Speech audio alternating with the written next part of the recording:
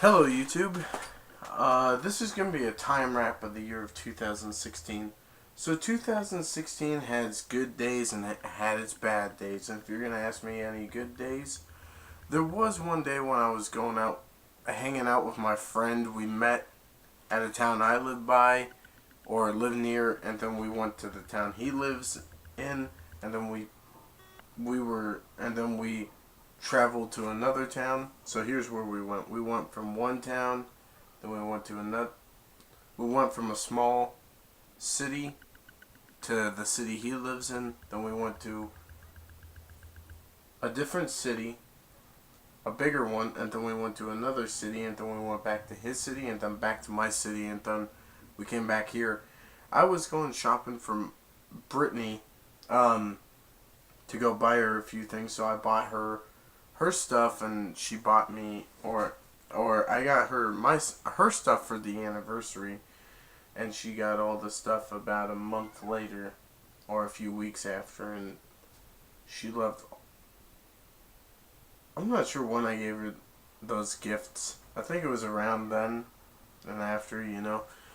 Yeah, me and her had, me and Nick had a great time. That's who it was. The guy Nick who was sitting right here in one of my videos. Oh yeah, and he gets to come over. He comes over sometimes. We let him stay the night. Then I bought a box of donuts for me and him, and then me and him went to.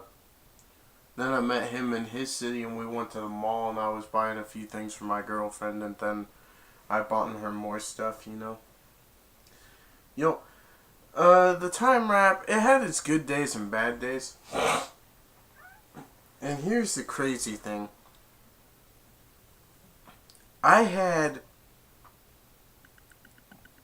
more shifts in 1 week than I have in a month almost. In 1 month.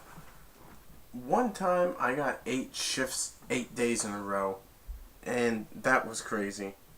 But yeah, I've worked over 100 days this year. Last year, or almost 2 years ago, which was 2015, I didn't work as much as I did this year. Or I probably did, but I got more shifts when my new boss came out rather than my old boss. Just gonna say that. And yeah, I mean, out of all the years, if I can go back to 2000, 2000 was a meh year, 2001, meh year. 2002 is when my life started to get better. So 2003 was a good year, 2004 was a good year, 2005 was a good year, 2006 was not a fun year. And if you're going to ask why, my grandma died, a girl who was like, let me rephrase that. My grandma died, a guy who was like a father to me died, and then after that, I think, yeah, my sister moved away, my brother-in-law moved away, my other sister moved away, my other brother-in-law was gone, and then a girl I don't know, Megan Meyer, who I filmed many videos about, hung herself. That still deeply affected me, even though I didn't know her. And then my favorite book was a horrible movie. My sister wasn't here for Thanksgiving or Christmas. It was just my mom, my brother, and I, all in the same house, opening up presents one day as a family. And one more day that year was, one more thing that year was this. Get ready. We lost power. If I said we lost power for 5.5 days, yeah, it was freaking freezing in this damn house. It was like 30 or below. My mom had to turn on the heater for several hours to finally heat it back up. Yeah. 2007 wasn't a horrible year. My sister came back for my birthday and then went back to Arizona. Of course, I missed her. She came for my mom's birthday, and of course it was sad. But then she moved back, and then after that, the year after was the best year of my life for a couple months, or for a couple years. 2008, I was part of the drama team, baseball team, and I had a great Christmas, and I saw AC/DC live. That's awesome. That's where I got that AC/DC poster, was when I went to go see them live on the Black Ice World Tour. That was in '08 and '09. They were going to retire after that, but then they decided to get the band back together. But now, their lead singer is Axl Rose. Their lead guitarist is Angus Young. Their rhythm guitarist and backing vocals is the lead vocal the guitar player is Angus Young. Malcolm Young, I think, retired. Yeah, so Stevie Young took over, and Malcolm Young was the backing vocalist. But now I think that the backing vocalist was replaced by Stevie Young, since he's the rhythm guitarist. And then they have a third guy. They have the drummer is Chris Slade. Phil Rudd, I think, left again. And then they had what's his name on the drum. They had Cliff Williams, but he retired after that. He was the bass and the backing vocals also. When I saw them live in '08 and '09, they would sing like the "For Those About to Rock, We Salute You" part, or maybe "Hell's Bells" thing. That's probably the part that they would sing. Yeah, and then in 2009 was just not a good year. There was a guy who I knew who got into a car wreck. Then a guy I knew killed himself, and a girl I knew who I'm friends with got into a car wreck because she was crying so hard over the death of Austin. That all happened one day in school in May, and then 2 weeks later my mom got fired. I got broken up with, so of course I was not happy. That was not a happy year. And that wasn't all. A few months later, my friend died in a car wreck. A keg flew up and hit her in the back of the head.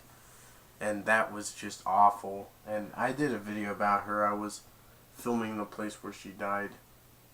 And then, not even 2 months later, my dog gets run over right in front of me and my mom. My dog Axel. And that was the worst thing that ever happened. Alright. So moving on. 2010, a guy I knew died. He slipped into the river I live by and died. And here's another thing. Then I was dating a girl who treated me like crap, and I was too love blinded. So here was the next thing that I did. We broke up. She broke up with me, said she wants nothing to do with me. She broke up with me, said she wants nothing to do with me. Flipped out on me, called me a little fucker. Said she was in pain for hurting me and just wanted to die, and that still broke my heart in every way. After that, another way she broke my heart was she said she flipped out on me again, and then we got back together. She broke up with me again, quit talking to me. We quit talking. Then we started talking again. She went behind my back and dated another guy at one point. Yeah, that was something else. And then after that, she got back together with me, broke my heart again because she faked her own death. She lied to me. You know what? I did lie to her, but it doesn't make any sense. It's okay for her to lie to me, but not for me to lie to her. It's okay for her to hurt me, but not for me to hurt her. I don't understand how that works. That's why I don't like talking to her anymore. That's why I did talk to her a little bit in 2012, but I was done with it. Becoming her Facebook friend again was pathetic, because she called me and my girlfriend a pathetic loser and tramp. And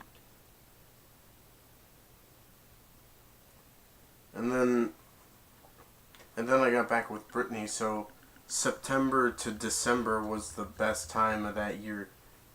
Then enters 2011, the greatest year of all for me. Here's what happened. January was a solid month. February was a solid month. March had one bad day, relationship issues. Brittany's friend said she could do better. The month after had 2 bad days, unless one of those bad days was in May.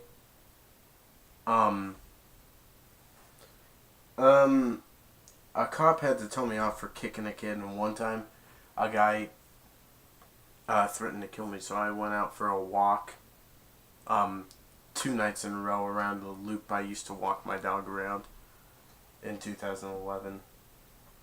was one time I took a back road loop because I knew where that back road loop went to.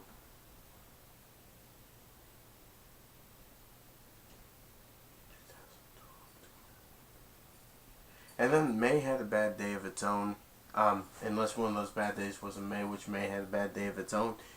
My one guy or two guys tried to twist my girlfriend against me and get us to not date anymore. But then we fixed that the next day. And then June was a solid month. I loved going to prom, to my girlfriend, to Brittany's prom on that boat. It was so romantic. On the yacht. And then, well, what we did was we went to Sherry's, then we went to the prom, then we went to Denny's, and then we dropped her off over at home. And then I woke up the next day and I was happy. The next day I was over weed whacking for a friend of the family, like my brother-in-law. And the guy was helping me weed whack the rest, and he said, "You weed whack my kale?" I said, "Mose told me to." And he said, "You told him to weed whack my kale?" And Mose started to laugh and said, came out with a smile, and said, "You got a shit ton of kale growing out in the field." Yeah, so June was a solid month. July was a solid month. August, one bad day due to relationship issues. Brittany's friend told her to tell me to never call her ever again. So she said that and said, I didn't mean when I said never call me ever again. I was just mad because my friend told me to say that. The truth is, I love you so much, sweetie. Get my message, call me back. I love you, bye. And then I went to my sister's for a week, which was really, really fun. And then September September had one bad day. I kind of got told off by a police officer to not call school and say I was going to do something like, I think it was, say you're a police officer. I think that's what he said. But that was just, the next day I went out with a date with my girlfriend, and it was romantic. It was our 1-year anniversary.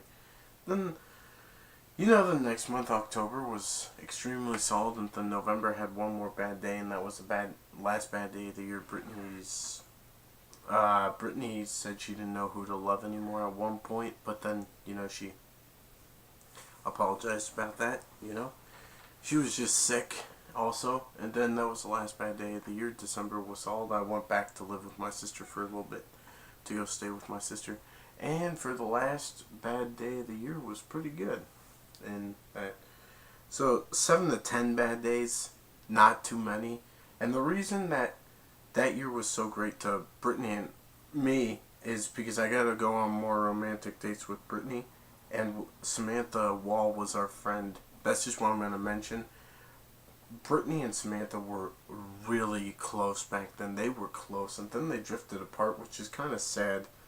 They had disagreements in high school, but you can always settle your differences, because I'm going to tell you this right now.